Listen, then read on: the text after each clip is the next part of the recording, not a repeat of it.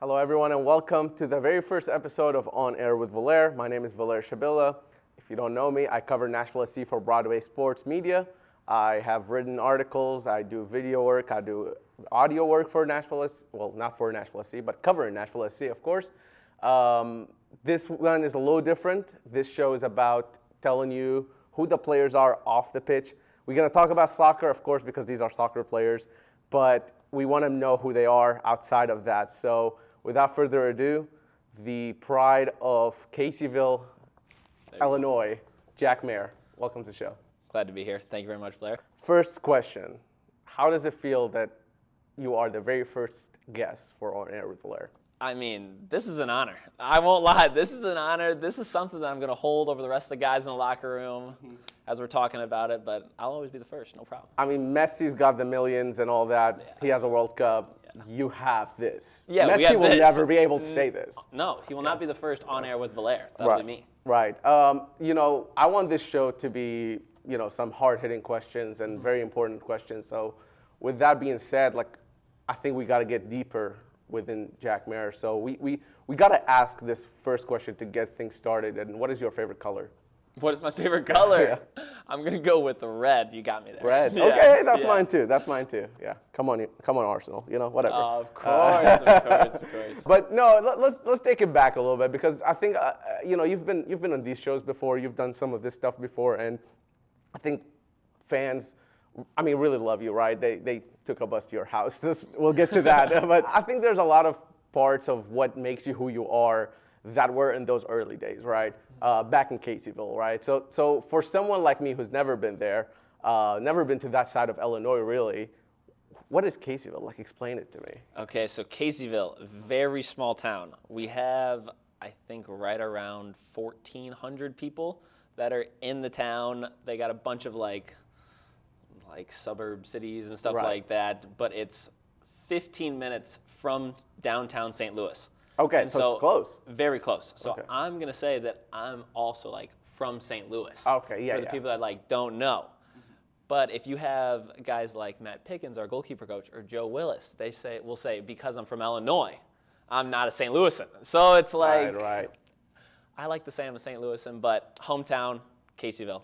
Gotta rep the hometown. Gotta rep the hometown. Is soccer big there? Well, I know it's big in St. Louis. Yes. It's the capital. Some folks might say. Some people might say. Some people might say that. But Caseyville specifically, is soccer big there? Caseyville, not so much. You got a couple empty fields that guys will go out and play in, but you got to go over to Collinsville, which is a neighboring city, and that's where St. Louis Scott Gallagher Metro. Right.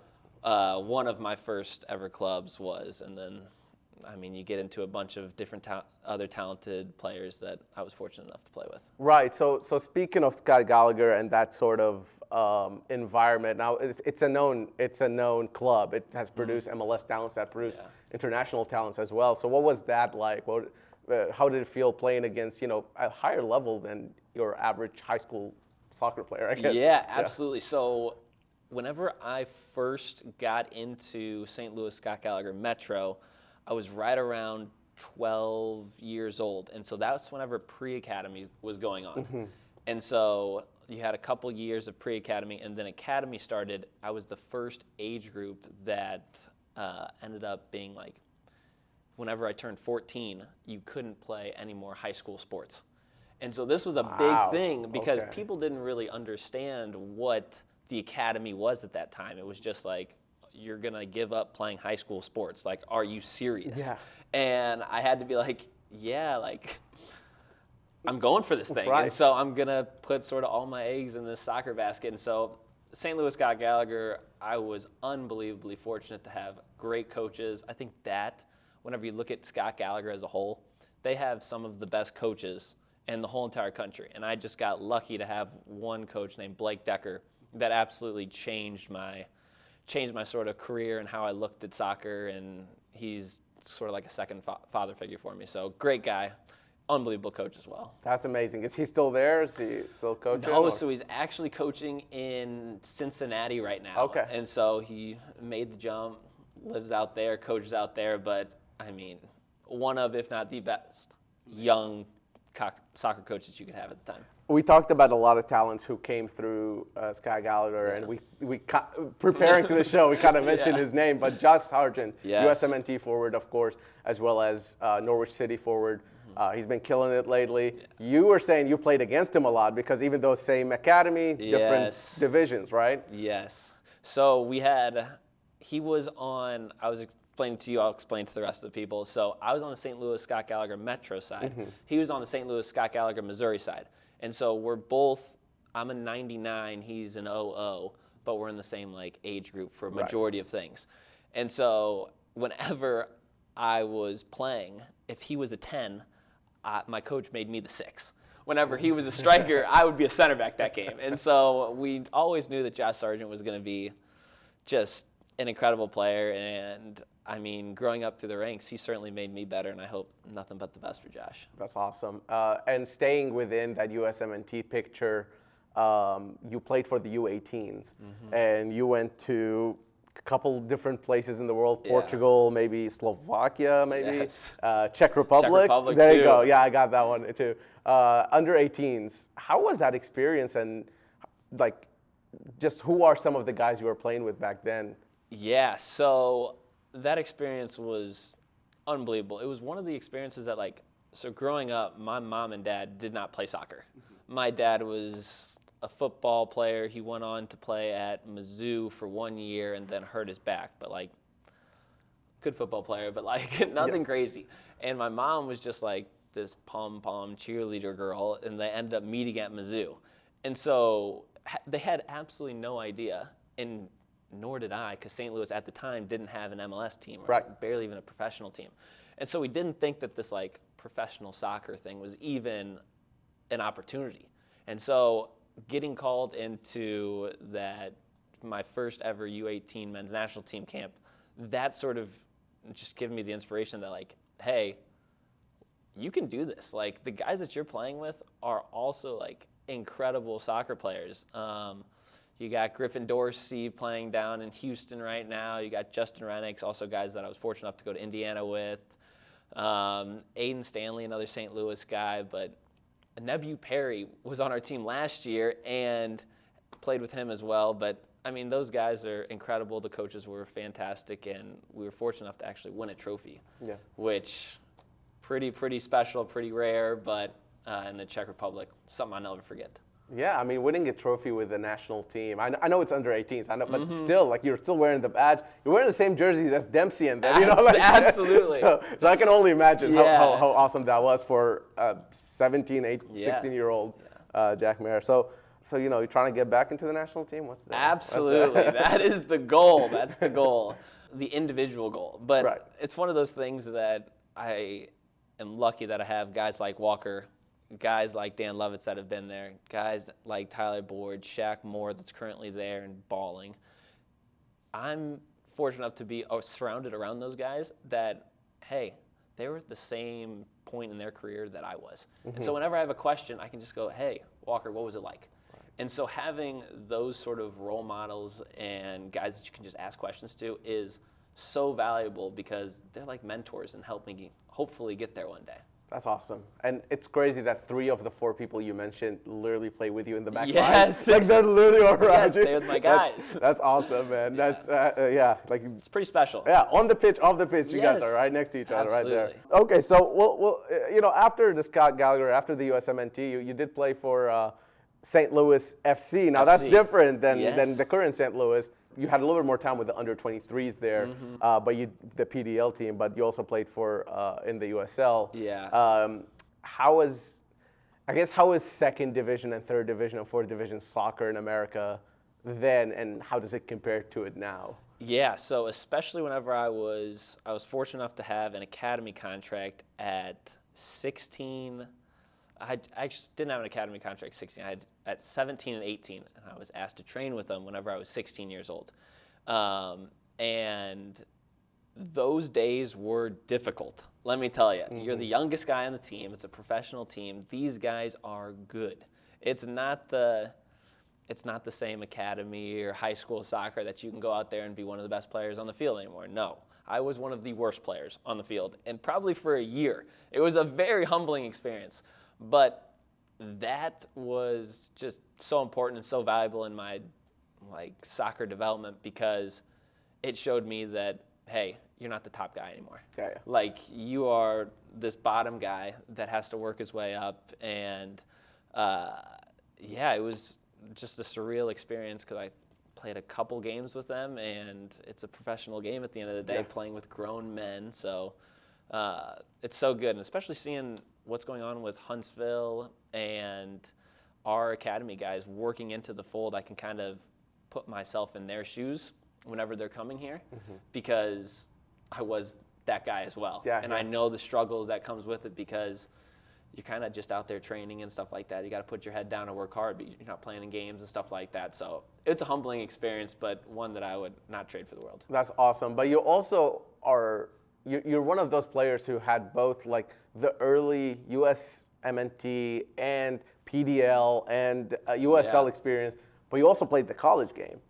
And at Indiana, we should say that. Go Hoosiers. There you go. I knew it was coming. I didn't want to say it. I don't really care, but you do. And the college game, obviously, there's a lot of critics for it out there. The last 5-10 years, I think there's now we're kind of seeing more and more acceptance to it. I think it's kind of taken a place within the American soccer pyramid, really. When you look at the players who've come out, like yourself and others, maybe going to Europe, balling out here in MLS, USL, or just playing professional soccer overall. I know the qualities are not necessarily the same, but what lessons did you learn from college that helped you become a pro? Yeah, I think college was so important for me, and I think a lot of the other guys in the locker room, because it helped me develop to become a man. The off-the-field things were so important, whether it was just being by yourself, going to class, having these other responsibilities that I wouldn't have been ready for if it wasn't for going to college for the 2 seasons and sort of learning from that. And I think a lot of the guys are the same. You look at our team that we have here. Walker went to college. I went to college. Dan went to college. Joe Willis went to college. A bunch of the guys that are playing now, Dax went to college. Like, he's not here anymore, but Dax, and super amazing guy, influential in my career as well. But a bunch of these guys that have been here, done that, all went to college. So it's pretty special to see the growth and development of the college game and sort of, as you're saying, more acceptance to what it is. Did you always play center back in college, or did you play different positions? I played center back my whole entire college career. I think I went from the 6 to center back at 15 years old. Wow, okay. And so been the center back ever since. Someone told me that you took penalties for Indiana. Yes, I did take what's that penalties. About? So this is my thought process. Is we had our 10 other starters from freshman year to sophomore year end up leave, and so I was the only returning starter from, I guess, my sophomore team, and we ended up missing a penalty kick in one of the games, and then I went up to coach afterwards, and I'm like, Coach, like, if we are going to win or lose the game, I want it to be because of me. I want to be the reason that we either win it or we lose it, because I'm a center back. Like, it's not going to affect how I play the next game. It's not going to affect these things, and I want to have the ball in the big moments. And so that's just something that I have always thought of and I've always stood by. But yeah, I took penalty kicks. Awesome. Yeah. And semifinal, Big Ten. Yes. Against Maryland? Against Maryland, yeah. You showed up big. Yeah, it was great. Yeah. It was great. Needed it. And penalties are actually a recurring theme, because I got something cooking for that. Okay. So give me a second. We'll get to that. But, you ended your career at Indiana, and it was, you had an incredible season at the end there, and you get drafted, right? Yeah. So we have to talk about that draft. I think you've said a lot about the bus of fans who came to your house, literally. But, we have to mention it because it's moments like that, I think, that make it all worth it. And when I look at those pictures, I can see in your eyes, like, how proud you are of what you have achieved, but also just, like, that maybe it was sort of a chapter ending, which was youth soccer, high school, well, not really high school, academy, college, all that. Right before starting with NSC, I guess, once you knew was going to be Nashville and everything, what were you thinking? Who were sort of the folks that you remembered? I know you mentioned your coach, of course. Who else was there throughout those years to kind of make that happen for you? Yeah, so first off, on the bus, I think that was just such a surreal, such an important part in my development, being the sort of accepted into the professional world now. And I didn't know it would be Nashville, but I'm so glad it was, because it was just one of those things that I was like, okay, Nashville, great new city to move to. It's going to be very fun. But as this is my 5th season here, and as we've gone along, I just think like how lucky I was at that moment to be drafted to a team. Nashville has treated me like a family. And for me, that's always been something that is so important. And I liked what you were saying, because on draft day, everybody that was there felt like a family. And so whenever you ask the people that sort of needed to be remembered along the way, it really is my family. It's my parents, my 3 brothers. These guys have been there every step of the way, and the oldest one doesn't play soccer, had 2 liver transplants, so unfortunately was not able to play soccer or not able to play any contact sports growing up. And so my 2 youngest ones play soccer as well, and it's just, whenever you ask like who should we remember, it's sort of my family, because they've been with me every step of the way. That's amazing. That's amazing. So Joey, obviously. Yep. And Josh. Yes. Indiana as well, right? Yes. I think this family seems to be having a hold on American soccer. It looks like it's crazy. Did y'all play against each other a lot, like as kids? Like, honestly, not that much. And so we played against each other in the house all the time, but never on the field, I guess. So there's actually a little story. So we were very competitive, as you'd expect, 4 boys, and Joey, the youngest one, he ended up getting drafted to Toronto, but the youngest one, his first ever time beating me inside the house. We were playing just like a couch was a goal and like the door was a goal. And so his first ever time beating me, and I was heated, let me tell you.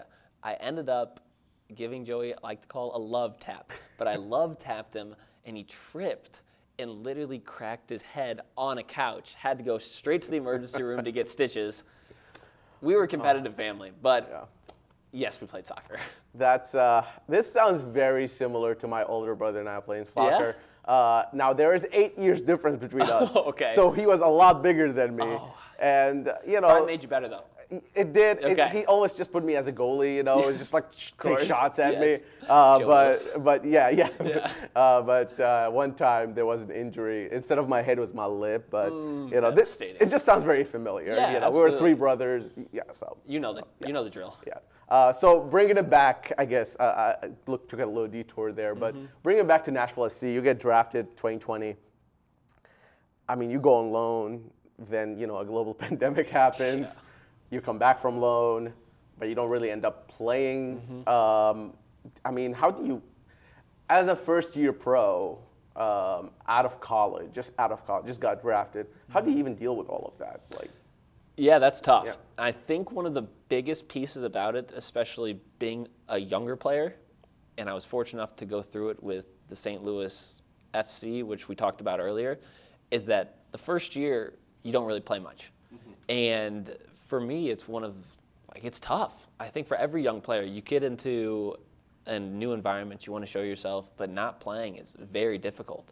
And so being someone that like trains really hard and does what they need to do, like, has been so important for me, and it's something that I can sort of use to tell some of the younger guys that are coming through, like, hey, these years were so important because I was able to focus on my weaknesses, things that I wasn't good at, that now hopefully there aren't as many, but it's just, it's pretty valuable.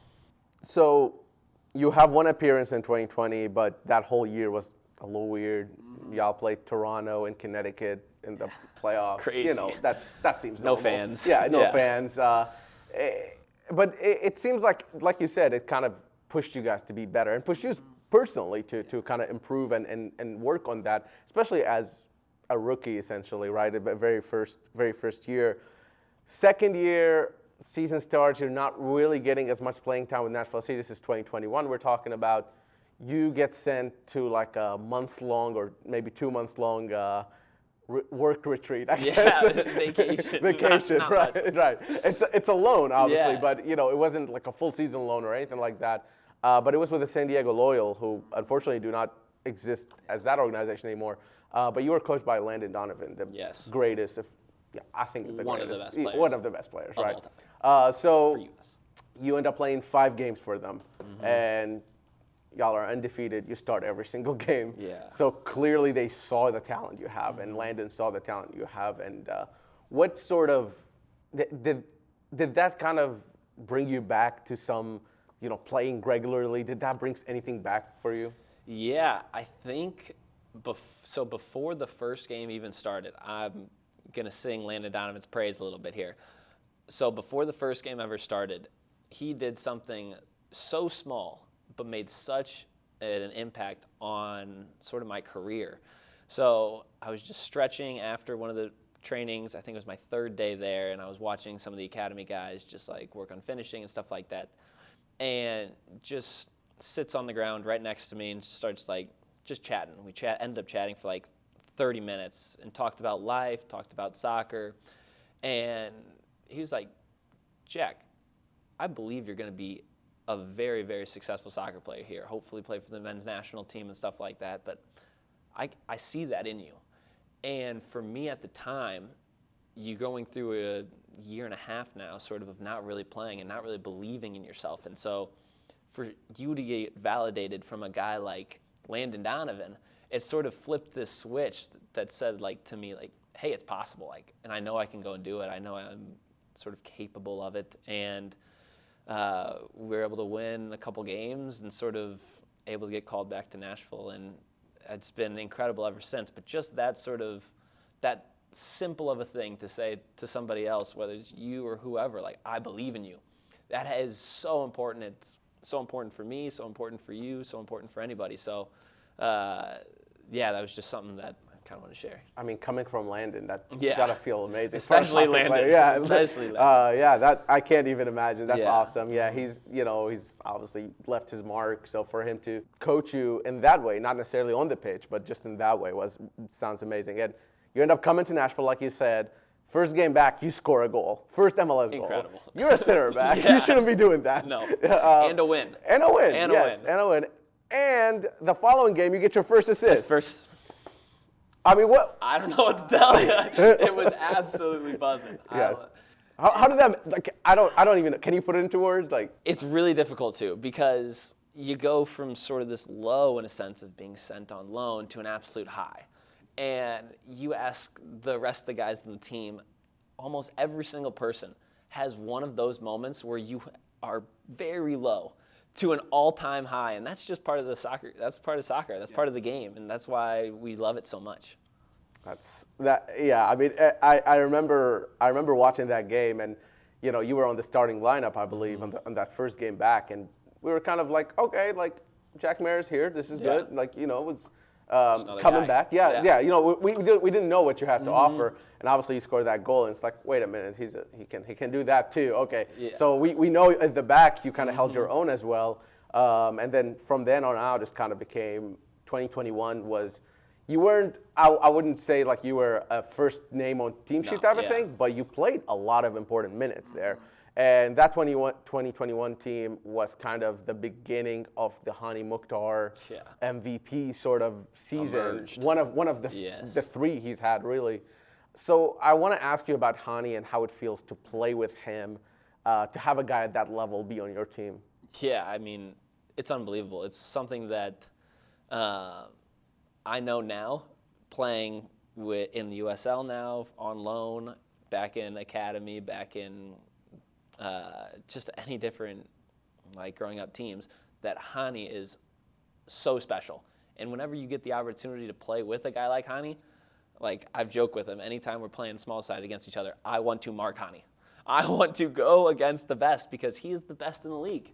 And so he's been unbelievable in having just a guy like that that's down to earth, has had adversity in his own career, and I have, and a lot of other people have.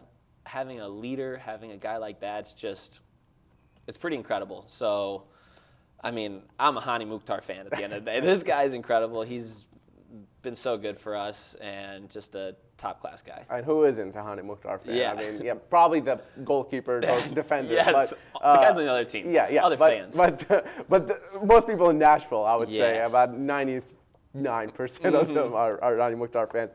I want to ask you about another guy as well, since we're kind of talking about teammates here. Someone you roomed with, Alistair Johnston. Now, obviously, he's out there in Celtic doing his thing. People in Nashville here know him as the weatherman. You know, he had some weather updates for a lot of folks here. You know, are y'all still talking? Are you friends, or how is Alistair doing? I guess? Yeah, so we're friends. So he came over the 4th of July, and we ended up going out, hanging out together, and it was just. He's one of those guys that you can just flip the switch. And so he's an unbelievable guy. We lived together for the first 2 years in our career, and amazing guy. Eventually when he comes back, he's got to be on the show, on air with Valair. He's got to be there. Ali, this is your next turn, okay? Yes, you're next. Yes. Summer. I like it. 4th of July. Yeah, 4th of July, let's Yeah, do it. Yeah, I like it. Get a Canadian for 4th of July. This makes sense. This all adds up. An He's Iraqi got a and girlfriend, Canadian. that's why. Oh, okay. He's got to come back to the States. Yes. He has to. He has to. Well, let's move on to 2022 then. Like, all of that happens in 2021. You're starting to play more. 2022, you're pretty much a starter every other game. Most games you're starting or playing good amount of minutes. You also score a brace against Vancouver. I don't know. Amazing. How does that happen? Yeah, I don't know how it happens. When you're hot, you're hot. Yeah. You just got a lucky day. The ball's just bouncing your way. But in 2022, there was, the playoffs didn't go the way you guys wanted, I'm assuming, with the LA Galaxy game in Los Angeles. So 2021, you go through this high, you break into the first team, your team gets a playoffs win against Orlando, then you go into Philadelphia and you have sort of a heartbreaker in penalties. I'm assuming it only prepared you for 2022, but then you have another sort of hard year, right? In 2022, at the end of it all, you get out of the playoffs a round before, if anything. Yeah. How is that adversity played into going into 2023 and beyond for you? Yeah, I mean, it's one of those things that whenever we look at it, our goals, whenever we come as a team, and especially, I mean, we've been here since the beginning. So at first it was, hey, let's make playoffs. That's our goal. And after being there 4 times now, it's not just hey, let's make playoffs anymore. Hey, let's go win a trophy. Let's go be champions. Let's go win it all. And now we're in the CONCACAF Champions League. Let's go let Champions Cup. You're right. Champions Cup. Let's go do something. And so that has been the biggest evolution sort of in our group, is that at the end of the day, we changed our goals. It's not, hey, let's make playoffs anymore. That isn't good enough for our standards. And so, hey, let's do something. Let's achieve and win a trophy.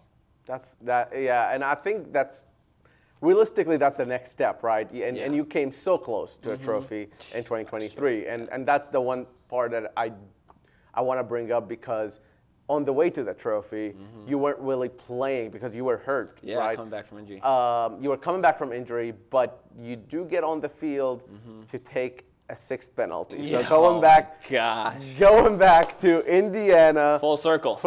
Yeah. Here we are. You're at Geodis Park. You're stepping up for the 6th penalty. The keeper saves it. Missed. Right. Devastating. You're like, okay, I just lost us the game. Yeah. Stinks. Balls in my hands and I lost. Right. Yeah. Right. And you took that responsibility. So as a center back, I think a lot of folks kind of hold back and wait for others to. But you took that responsibility. Yeah. Then I don't know how to describe the next 10, 15 minutes, but I mean, fans are running into the field.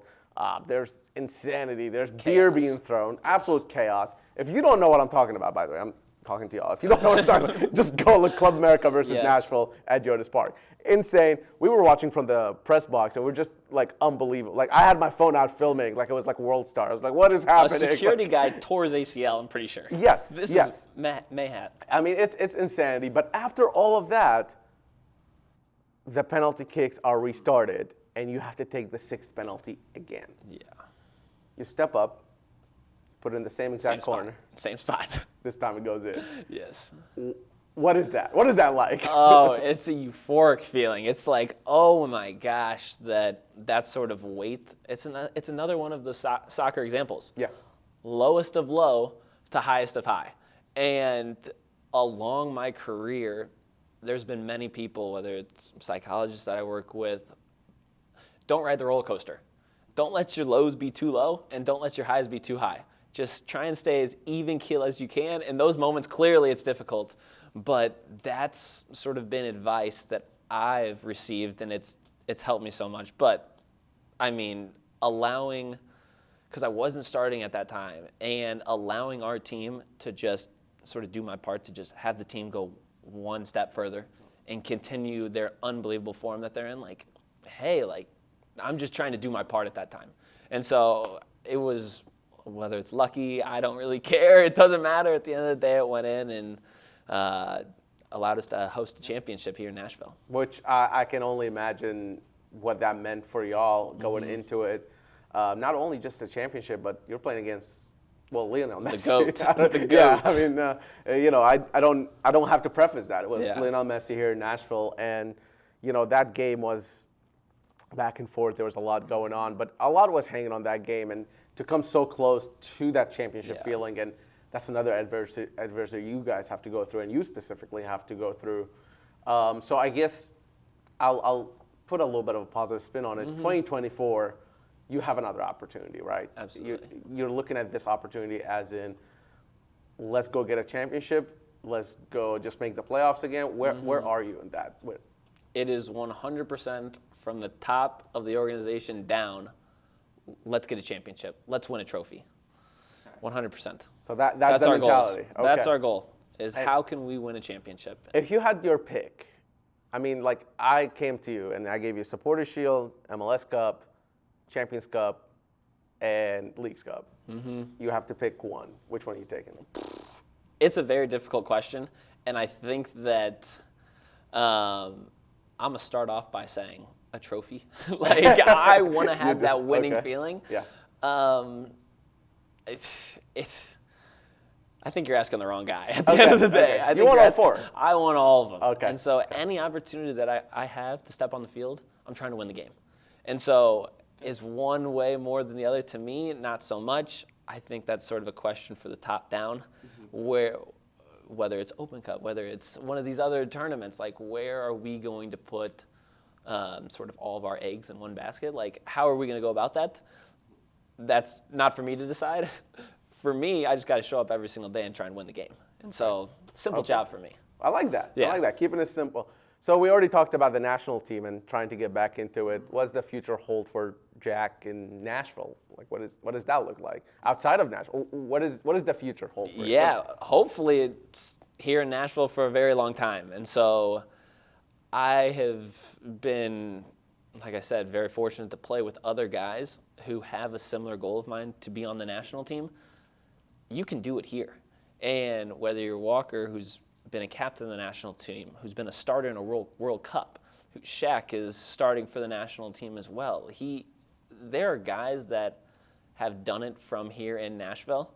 And so I'm very fortunate to be surrounded by guys like that, guys that I can ask the questions to, and a coaching staff and organization that top down have been able to develop national team players. And so that is sort of my goal. And so you guys are in the process of hopefully seeing it become achieved, but just got to keep working hard every day. That's amazing. And you did mention that coaching staff, and I don't want this to end without asking you about Gary Smith and the coaching staff here at Nashville SC.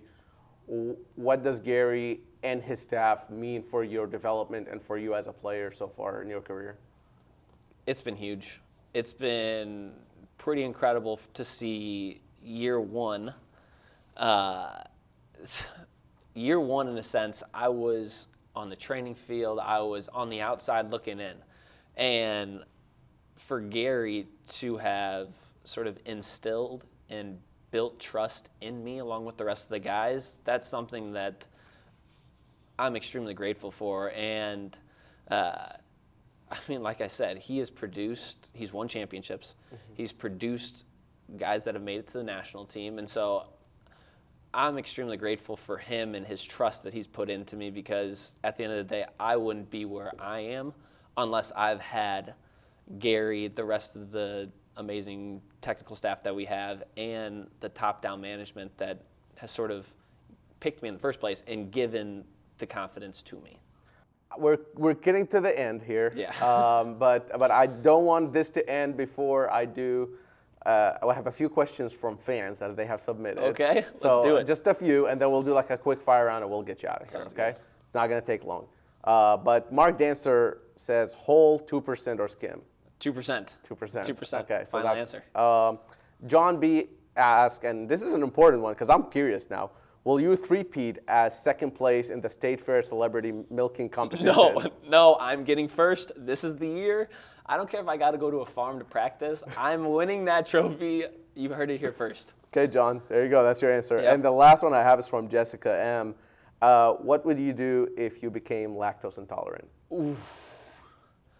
I mean, that's very tough. That's very tough. She also added, almond milk man? Question mark. I have kind of gotten into a little bit of an almond milk, like more so like in my coffee or something like that.